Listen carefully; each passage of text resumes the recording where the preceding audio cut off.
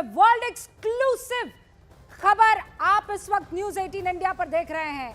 ये बड़ी खबर पोलैंड की तरफ से आई है। पोलैंड के उप विदेश मंत्री से नेटवर्क 18 के सिद्धांत ने बाकायदा इंटरव्यू किया और इस इंटरव्यू में उन्होंने जो बड़ी बात कही है वो आपके सामने है। पोलैंड के उप विदेश मंत्री ने बड़ा बयान दिया है कि यूक्रेन और रूस युद्ध के बीच परमाणु विध्वंस को रोकने में भारत ने बहुत अहम भूमिका निभाई है। प्रधानमंत्री मोदी ने रूस के राष्ट्रपति पुतिन को परमाणु यानी न्यूक्लियर वेपन का इस्तेमाल न करने को लेकर मनाया। पुतिन से बात करके मोदी ने उन्हें न्यूक्लियर वेपन इस्तेमाल नहीं करने को लेकर कन्विंस किया। पोलैंड ने कहा कि भारत की इस भागीदारी के लिए पोलैंड आभारी है। पहले आपको वो बयान सुनाते हैं और फिर इस वर्ल्ड एक्सक्लूसिव की detail. Prime Minister Modi has always said that he is on the side of peace. In fact, he traveled to Poland, he traveled to Austria, he also traveled to Ukraine. Perhaps, the perspectives were exchanged on the ongoing conflict. In fact, Prime Minister Modi did a podcast interview also with Lex Friedman. In fact, he said that he is the one who told President Putin that this is not an era of war. Then he also sends message for President Zelensky that solutions cannot be found on a battlefield irrespective, regardless of who is supporting you. How do you look at Prime Minister Modi's role as far as this conflict is concerned? Perhaps India's role has always been very positive. India has always spoken about dialogue and diplomacy, solution through dialogue and diplomacy. How do you, your government, look at India's role? We are very grateful for India's involvement. We are very happy that Prime Minister Modi is doing that. We had a fantastic visit of Prime Minister last year. We signed a comprehensive strategic agreement. We signed an action plan to implement it. We appreciate the fact that Prime Minister Modi, at the early stages of the war, did persuade Mr. Putin not to try to use tactical nuclear weapons. He made a call to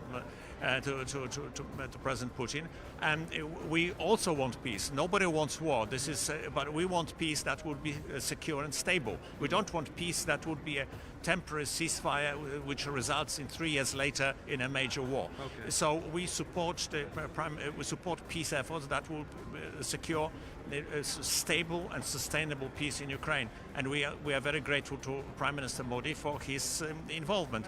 His visit was a phenomenal success, and the first in 45 years a Prime Minister of India came to Poland, and we were very happy that he is involved because he has a mollifying influence over Putin. तो अब तक इस बात को लेकर आप भी जानते हैं विपक्ष बार बार माखौल उड़ाता रहा था, लेकिन आज किसी और ने नहीं, पोलैंड के उप विदेश मंत्री की तरफ से ये बयान आ गया। और सिद्धांत मिश्रा इस वक्त जिन्होंने ये एक्सक्लूसिव इंटरव्यू किया है हमारे साथ मौजूद हैं। साथ में अमन चोपड़ा भी आपको दिखाई दे रहे हैं, मेरे सहयोगी न्यूज रूम से जुड़ चुके हैं। लेकिन सबसे पहले सिद्धांत, दर्शकों के लिए जो बात इस वक्त कह रहे थे पोलैंड के उप विदेश मंत्री, वो सिर्फ ऐसे ही नहीं जनरलाइज करते हुए नहीं कह गए, उन्होंने बाकायदा स्पेसिफिकली बताया है कि कैसे प्रधानमंत्री नरेंद्र मोदी के इंटरवेंशन से, या ये कहिए कि उन्होंने कन्विंस कर लिया, इसलिए न्यूक्लियर वेपन का इस्तेमाल नहीं किया रशिया ने। जी बिल्कुल रूबिका, बाकायदा ये खतरा जो था ये मंडरा रहा था यूक्रेन पे, और जो पश्चिम के देश थे वो लगातार इसको लेकर चिंता व्यक्त कर रहे थे कि क्या होगा अगर रशिया ने अपने न्यूक्लियर आर्सेनल का, टैक्टिकल न्यूक्लियर वेपन का इस्तेमाल किया। उसी दौरान भारत की मदद ली जाती है, प्रधानमंत्री मोदी की मदद ली जाती है, और जब प्रधानमंत्री मोदी राष्ट्रपति पुतिन से बात करते हैं और उनको ये बोलते हैं कि किसी भी परिस्थिति में टैक्टिकल न्यूक्लियर वेपन का इस्तेमाल ना किया जाए तो बेहतर होगा, और वो बात मान ली जाती है। और आज इस लड़ाई को तकरीबन 3 साल हो चुके हैं और टैक्टिकल न्यूक्लियर वेपन का इस्तेमाल रशिया ने नहीं किया। तो ये भारत की ताकत है रूबिका। शुरुआत से ही जैसे आपने कहा, हमारे देश में भी विदेशों में भी भारत का मजाक बनाया जाता था। पहले बताया जाता था कि भारत यूक्रेन के कॉस्ट पे सस्ता तेल खरीद रहा है रशिया से। फिर जब प्रधानमंत्री रशिया गए तो प्रधानमंत्री की आलोचना की गई कि पुतिन बच्चों को मार रहे हैं यूक्रेन में और प्रधानमंत्री पुतिन को गले लगा रहे हैं, जबकि प्रधानमंत्री मोदी एक लौते विश्व के ऐसे नेता हैं रूबिका जिन्होंने पुतिन के बगल में बैठ के पुतिन को ये बात बोली कि ये युद्ध खत्म किया जाना चाहिए क्योंकि बच्चे मारे जा रहे हैं। ऐसा और किसी भी विश्व के नेता ने अभी तक राष्ट्रपति पुतिन से इतनी डायरेक्ट और इतनी इंपॉर्टेंट बात नहीं बोली है। उसके बाद जब प्रधानमंत्री मोदी यूक्रेन गए तो उन्होंने एक मैसेज दिया फिर से कि वो यूक्रेन के साथ भी सॉलिडारिटी में है, और जैसा कि उन्होंने कल पॉडकास्ट में भी बताया कि इंडिया का एक स्टैंड है, इंडिया न्यूट्रल नहीं है, इंडिया पीस के पक्ष में है। 2022 में राष्ट्रपति पुतिन को उन्होंने बोला था this is not an era of war. पिछले साल जब वो पुतिन को मिले तो उन्होंने बोला solutions can not be found on the battlefield and it can only be found through dialogue and diplomacy. India हमेशा डायलॉग और डिप्लोमेसी का पक्ष धर रहा है। आज आप देखिए क्या हो रहा है। जो बात जयशंकर ने बोली थी, मंत्री जयशंकर ने बोली थी 2 साल पहले कि a weaker Russia will tilt more towards China, आज यही बात ट्रंप भी मान रहे हैं, इसीलिए युद्ध खत्म करना चाह रहे हैं, जिसमें वो ये युद्ध खत्म करके इंडो पैसिफिक पे फोकस करें, चाइना को कंटेन कैसे किया जाए उस पर फोकस करें। यही बात भारत ने 2 साल पहले बोली थी, यही बात भारत के विदेश मंत्री ने 2 साल पहले बोली थी। तो जो बातें भारत 2 साल 3 साल पहले से करता आ रहा है, जब बाइडन थे तो उसको लेके बड़ा क्रिटिसिज्म होता था, बड़ी आलोचना होती थी, जो वेस्ट के इन्फ्लुएंसर तो बड़े बड़े लेख लिखते थे कि कैसे इंडिया सस्ता तेल खरीद रहा है, कैसे इंडिया जिसे कहते हैं ना कि मौके का फायदा उठा रहा है, कैसे इंडिया अभी भी स्ट्रेटेजिक टाइज रशिया के साथ रख रहा है, आर्म्स खरीद रहा है, फलाना ढिमका, बहुत इस प्रकार की बातें होती थी। पर ये पहली बार होगा कि जब पोलिश डेप्यूटी फॉरेन मिनिस्टर ने न्यूज़ 18 के कैमरे के सामने बात कबूली है कि कैसे प्रधानमंत्री मोदी ने स्वयं एक बहुत अहम भूमिका निभाई थी उस वक्त राष्ट्रपति पुतिन से बात करके, और उनको इस बारे में समझाया था किसी भी वो मैं आपसे पूछूंगी, लेकिन अमन भी हमारे साथ बने हुए हैं। अमन, देश तो बार बार और देश के प्रधानमंत्री नरेंद्र मोदी बार बार ये कहते रहे हैं कि युद्ध का वक्त नहीं है, हम तो उस मुल्क से आते हैं जो बुद्ध का देश है, हम युद्ध के पक्ष में कभी रह ही नहीं सकते। इससे पहले जब जब ये बात आई, मुझे तो ध्यान है, आपने भी बहुत सारे वो मीम्स देखे होंगे जहां पर ये कहते थे वॉर रुकवा दी, पॉपो का इस्तेमाल होता था, और आज देखिए पोलैंड के उप विदेश मंत्री ये कह रहे हैं कि अगर प्रधानमंत्री नरेंद्र मोदी नहीं होते तो न्यूक्लियर वेपन का इस्तेमाल करने से रशिया किसी कीमत पर कोताही नहीं बरतता। रूबिका, इस चीज को अगर समझना हो ना तो मैं एक चीज बताता हूं, रूस के पास नाटो की तुलना में 10 गुना ज्यादा टैक्टिकल न्यूक्लियर वॉरहेड है। जो अभी सिद्धांत जिसका जिक्र कर रहे थे, ये टैक्टिकल न्यूक्लियर वेपन जो होते हैं ना, ये हिरोशिमा में जो इस्तेमाल हुआ था उससे बताया जाता है कि 10 गुना ज्यादा डेंजरस होते हैं, नंबर 1। नंबर 2, जो सिद्धांत ने जिक्र किया, prime minister Narendra Modi is the only leader, मतलब इकलौते पूरे दुनिया के इकलौते नेता हैं जिन्होंने पुतिन के मुंह पर कहा कि ये दौर युद्ध का नहीं है। नंबर 2। नंबर 3, सबसे इंपॉर्टेंट चीज, सिद्धांत अगर मुझे करेक्ट करिएगा अगर मैं गलत हूं, ये 2022 के अंत की बात है। ये 2022 के अंत में एक रिपोर्ट भी आई थी जिसमें अमेरिका बाइडेन प्रशासन के 2 अमेरिकी अधिकारियों के हवाले से यह कहा गया था कि हां, ये पीएम मोदी ने कन्विंस किया ताकि न्यूक्लियर वेपन ना इस्तेमाल हो।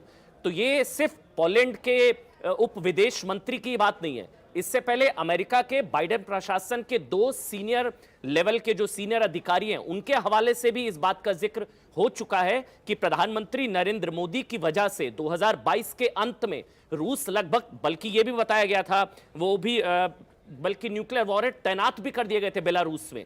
सिद्धांत ज्यादा बताएंगे, वहां पर तैनात भी कर दिए गए थे। बहुत टेंस सिचुएशन थी, 2022 अंत बेलारूस में तैनात कर दिए गए थे।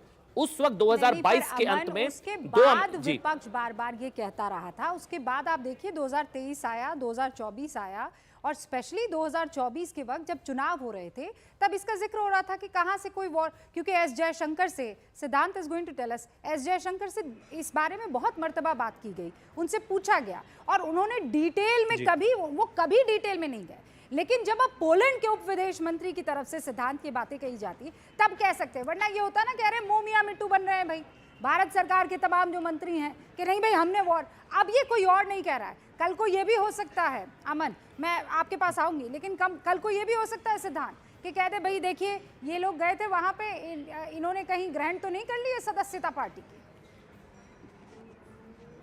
हाँ, जी बिल्कुल, देखिए जयशंकर मंत्री जयशंकर जो हैं उन्होंने कई दफ़ा ये बात बोली रूबिका कि कैसे इस पूरे युद्ध में भारत ने एक बहुत ही पॉजिटिव जिसे कहते हैं एटीट्यूड के साथ इस युद्ध को समाप्त करने के लिए प्रयास किए हैं, मल्टीनेशनल फोरम्स पे प्रयास किए हैं। आपको एक छोटा सा वाक्य बताना चाहूँगा, यही यूरोपीय देश हैं अमन और रूबिका जिन्होंने भारत को क्रिटिसाइज किया, बाकायदा G20 का जब ज्वाइंट स्टेटमेंट ज्वाइंट कम्युनिके बन रहा था तो अड़चने पैदा की गई।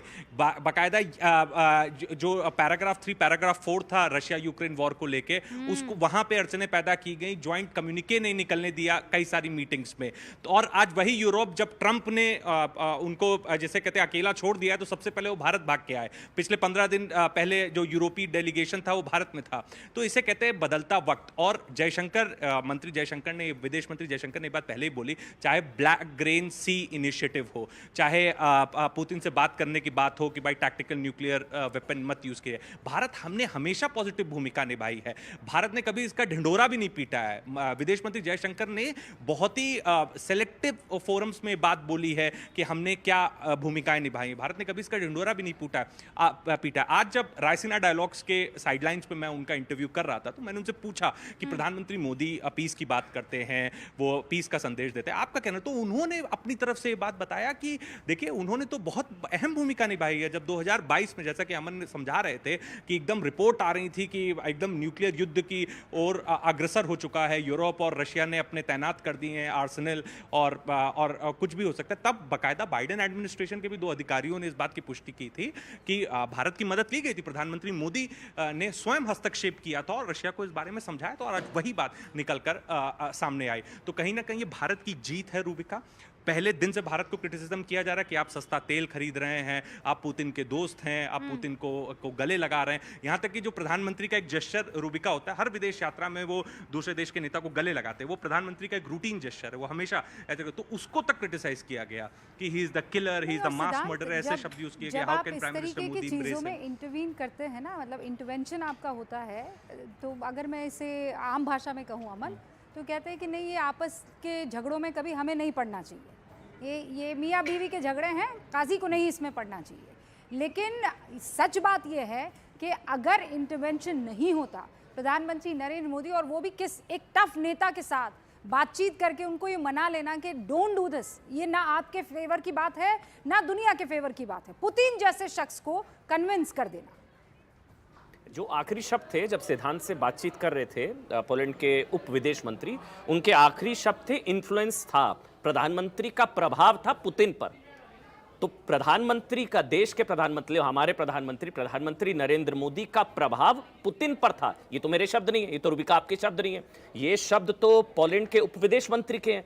वो प्रभाव किस स्तर का था जिसका भी जिक्र, ये बदलते वर्ल्ड ऑर्डर की भी कहानी है, ये बदलते वर्ल्ड ऑर्डर की भी कहानी है। जो प्रधानमंत्री नरेंद्र मोदी, हमेशा भारत की हमेशा बैलेंस डिप्लोमेसी रही है। जब रूस यूक्रेन की लड़ाई हो रही तो जिसमें कहा जा रहा था कि भारत का क्या पक्ष है, भारत किस तरफ है, हमेशा कहा गया कि भारत सिर्फ एक तरफ है, शांति की तरफ है, ना रूस के साथ, ना यूक्रेन के साथ, ना रूस के खिलाफ, ना यूक्रेन के खिलाफ। भारत का पक्ष शांति का पक्ष है, नंबर 1। नंबर 2, जिसका भी आपने जिक्र किया, जब सवाल उठाए जा रहे थे या सिद्धांत जब कह रहे थे कि भारत रूस से तेल खरीदे जा रहा था, तो वो भी डिप्लोमेसी का एक पार्ट था कि कैसे युद्ध को टाला जा सकता है। मैं सवाल पूछता हूं, दुनिया का ऐसा कौन सा नेता है जिसकी बात में आकर पुतिन न्यूक्लियर वेपन का इस्तेमाल करना टाल दे? नंबर 1, कोई दुनिया का दूसरा ऐसा नेता जिसकी रूस भी सुनता है, यूक्रेन भी सुनता है? बैलेंस डिप्लोमेसी की बात की जाती है, जिसकी जो जब जेलेंस्की आते हैं, क्रेडिबिलिटी की बहुत जरूरत होती है भाई वतन में, भले इस बात को कोई माने ना माने, क्रेडिबिलिटी और आपका इन्फ्लुएंशियल होना, जो बात आपने कही ना कि आखिर में उन्होंने कहा कि उनका इन्फ्लुएंस था, ये दोनों ही चीजें पोलैंड के उप विदेश मंत्री की तरफ से जब कही जाती है तो क्लैरिटी उसमें दिखाई देती है। बहुत बहुत शुक्रिया आप दोनों का, अमन, सिद्धांत, आप दोनों का बहुत बहुत शुक्रिया है वर्ल्ड एक्सक्लूसिव खबर पहुंचाने के लिए कि अगर प्रधानमंत्री नरेंद्र मोदी ने इंटरवीन नहीं किया होता, पुतिन को नहीं समझाया होता, तो फिर न्यूक्लियर वेपन का इस्तेमाल हो गया होता रशिया और यूक्रेन के युद्ध में।